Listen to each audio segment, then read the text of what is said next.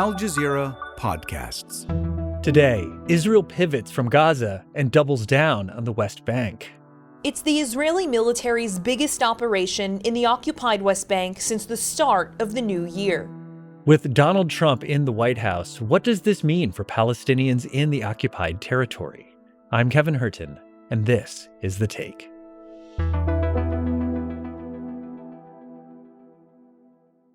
The situation inside is very sad. That these people have socially, financially, they are destroyed. They have no one to defend them. They have no one to support them. The Palestinian Authority is trying to destroy them as much as Israel is. And it's not just about Jenin. If it's Jenin today, it will be at the rest of the West Bank tomorrow. My name is Zena Tahhan. I'm a Palestinian journalist. I'm based between occupied Jerusalem and the West Bank. I've been covering Palestine mainly as a print journalist initially, and then now I'm also doing TV videos for social media and things like that. Well, welcome to The Take. You've been busy reporting from Jerusalem and the West Bank, and we're catching you today in between live shots. So there are other reporters that might be heard in the background, but that's because you're very busy. So thank you for your time. Thanks for having me. Zena, following a year and a half of horror for Palestinians, earlier this week, people were out in the streets of the West Bank celebrating this ceasefire, but the mood has quickly changed. Israeli military vehicles were seen raiding Jenin refugee camp after an airstrike on a car. Israel launched a deadly campaign on the Jenin refugee camp in the north of the occupied West Bank. Mm-hmm. Can you just start by getting us up to speed? What has been happening there this week? Yes. So let me say, first of all, before we talk about the Israeli military assault that began on Tuesday, the Jenin refugee camp had been under a siege for over 40 days by the Palestinian Authority. Now, Jenin is known for decades. It's been a bastion of armed resistance. And even though over the past 2 decades, Israel and the PA kind of managed to deconstruct that state of armed resistance, we saw since 2021 a reemergence, and not just in Jenin. We saw it in other cities. It quickly spread to other cities in the occupied West Bank, including Nablus, Tubas, and other areas. So Jenin, the Israeli army turned to it 2 days after the ceasefire. People didn't have like a second to just breathe and for 1 day not see Palestinians being killed or Palestinian blood being shed. Fadi Saadi's brother was walking in the neighborhood when he was shot and killed by Israeli forces. He went to get bread from the shop nearby. He was shot by a sniper. Dozens of other Palestinians have been injured, including children. So the fact that it started 2 days after the ceasefire, when people finally had a moment of relief and of just feeling that they can go to sleep at night, knowing that they're not going to wake up seeing hundreds of Palestinians massacred or horrific videos of their bodies being eaten by animals and everything we've seen over the past 15 months. So the Jenin refugee camp was under a siege by the PA, and now the Israeli army has gone in. And so far, they've killed in the past 2 days 12 Palestinians. The first day, 10 of those were killed. 10 of those people were killed in the first day. The people there are being attacked by 2 sides. One of them is one of the most advanced armies in the world, the Israeli army. And the PA is basically a police state that is funded and supported by the EU and by the US as a way to basically keep people in the West Bank, to keep them pacified. The PA's role is administrative. It has no rule in the occupied West Bank. They only have an administrative role, or they are out arresting people that try to fight Israel. So the idea that the Palestinian Authority is trying to prevent Palestinians from their own choice to resist Israel is in itself, for people, hard to grasp. Yeah, there's always been a fraught relationship with the Palestinian Authority, but what you're talking about is it sounds truly remarkable. Is that fraying even more than it has in the past? in the past few days, what we've been seeing is people saying that this is a joint operation by the PA and Israel. The fact that Israel is striking the camp while the PA is there. I mean, we've always known that there's security coordination, and that's in the DNA of the PA, of how it was structured and why it was created in the first place. But both of them attacking at the same time, this is a first. And it's extremely, extremely worrying, Kevin. Yeah. Yeah, Israel's defense minister, Israel Katz, said on Wednesday that the Jenin operation marks a shift in Israel's military plan in the occupied West Bank, and that they're applying, quote, lessons from Gaza in this operation. We've done a lot of episodes in Jenin in the past, but does what's happening there now feel different to you? Yeah. How quickly they went in. It's like they were preparing for this. They have been preparing for this for ages.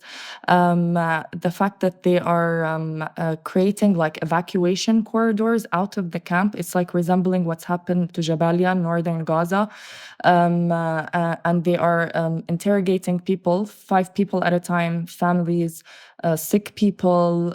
They're pushing people out of the camp, and let's not forget that Palestinians in the Jenin refugee camp are displaced and their infrastructure is ruined. And it's like non-stop Israeli raids that have really made it impossible for people to keep living there.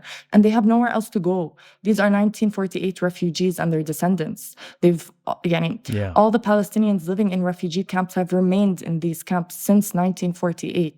Can you talk a little bit more about Jenin for people who just might not know the context here? How it's become not only a center of Palestinian resistance, but also a symbol of that resistance, and why that makes it a target. Mm-hmm. Yeah. Well, I'll give a little background, and then I'll talk about more recently what's happened. So Jenin, since the second Intifada between 2000 and 2005, it was one of the main areas from which armed operations would emerge during the Intifada, which was mostly an armed Intifada, as opposed to the first one, which was mostly non-armed. After that, we saw the PA was created, and Israel completely destroyed all the infrastructure of the PA in Jenin and in other areas. And they totally removed the weapons and everything. Now, since 2021, and particularly around the events of Sheikh Jarrah, which took like international attention, around then, we started to see a reemergence of very limited armed resistance in areas like Jenin, Nablus, Tubas, in the northern occupied West Bank. These young men, they're mainly they're between 18 and up to 30, but the majority of them are in their early 20s. Many of them would save up and then buy their own rifle with their own money. Like it's on a personal initiative, because they feel like they have no future. They also feel like there is no political horizon. The interesting thing about these camps is that it's a very community-led initiative. So you'd see things like that are not about armed resistance, but they're about putting obstacles in the face of the Israeli army to make it more difficult for them. So the community itself in the camp put up canopies all over the camp to cover the fighters from the Israeli planes and warplanes. They also put surveillance cameras all over the camp, and this is people's personal community-led initiatives. They also created their own, they call them hedgehogs, that they used in, I think, World War II. They stopped the military vehicles from coming in. And every time when an Israeli raid on Jenin ends, you will see all the entrances of the camp be blocked again within minutes. Like everything is set up all over again. As we sit here today, thousands of Palestinians have already been displaced there. The United Nations is warning that Israel's ongoing attacks have left the Jenin refugee camp, quote, nearly uninhabitable. I mean, when you bomb a refugee camp, where are refugees supposed to go? And that's what I want to ask. We're talking about families. We're talking about children. Where are they now? How are they staying warm? Yeah, I mean, every time that they have to leave their homes, they either find somewhere to rent, or they find family members, or they find people who just open their homes for them to stay. But it's always temporary. They always return. The nice thing about Palestinians is that you won't see anyone sleeping in the street anywhere. Even though people's situation here are so difficult, you'll never find homeless people. Someone will take them in, always. And I think that's what keeps people strong. And they know that Israel is trying to turn the camp against the resistance, but the resistance is part of the camp. These are the sons of the families of the camp, in the same way that Hamas are the sons of the families in Gaza. They're not separate from the Palestinian people. They are a product of the Palestinian people. More with Zena Tahhan after a quick break. So, Zena, as we broaden the lens, let's talk about some other issues. One of the first executive orders from U.S. President Donald Trump was to lift sanctions against violent Israeli settlers in the West Bank. Now, I know settler violence has been on the rise in the West Bank, but are we seeing any direct implications since the signing of this executive order? Has it already increased violence? I can't say firmly that the increase in violence is tied to Trump removing the sanctions, but obviously for the settlers themselves, it's a green light for them to do whatever they want. Settler attacks is one of the most important issues, Kevin, in my opinion. I think that the West Bank is coming to a very difficult phase, and specifically the villages. The villages are on the front lines of these attacks because there is no PA, there is no kind of defense, and they're very alone. And Israeli settlers have carried out more attacks on Palestinians in the occupied West Bank. Witnesses say dozens set on fire Palestinian homes and businesses in the towns of Fandak and Jinsafut, east of Qalqilia. The Palestinian Red Crescent says 12 people were injured. Every single Palestinian city, every village, every town is surrounded by Israeli checkpoints, by huge illegal settlements, and obviously that comes with army military infrastructure to protect the settlers. They're like castles. Exactly. They're like castles on the hills. Yeah. Exactly. Every village is fighting its own battle, as we saw in Beta. Remember, save Beta, save Sheikh Jarrah, save Khan al-Ahmar. Every one of those had to fight their own battle. They have been saying for years, every time I've gone, they've been saying, we want protection, we need protection because massacres are coming. And the residents know that massacres are coming, and they know, there's no way to defend themselves. So actually what's interesting is that you're seeing young men at night just gather and try to defend the villages from settler attacks at night. They don't have weapons, but they try to confront and block as much as they can. And you kind of have these nightly units that are basically observing and keeping an eye on the village. Hovering above all of this is the threat of annexation. Trump's pick for the UN ambassador, Elise Stefanik, agreed in a congressional hearing that Israel has a biblical right to the West Bank, which echoes the rhetoric of far-right Israelis. At the same hearing, asked whether Palestinians have the right of self-determination, she did not give an answer. I asked you in my office also about whether Palestinians have the right of self-determination. My understanding was you said yes. Do you have a different answer today? That was not the direct question that we discussed. I said the Palestinian people... Do you believe that Palestinians have the right of self-determination? I believe the Palestinian people deserve so much better than the failures that they've had from terrorist leadership. It's just a pretty simple question. So with the Biden administration, there was at least this kind of pretext of restraint. Is annexation something that Palestinians are starting to talk seriously about, especially if Trump gives the most radical impulses of this Israeli government a completely free hand? I would say analysts are talking about it, but people on the ground, like Kevin, you have to understand that there's a de facto annexation in the occupied West Bank. We're already there. The Israeli army has full control all over.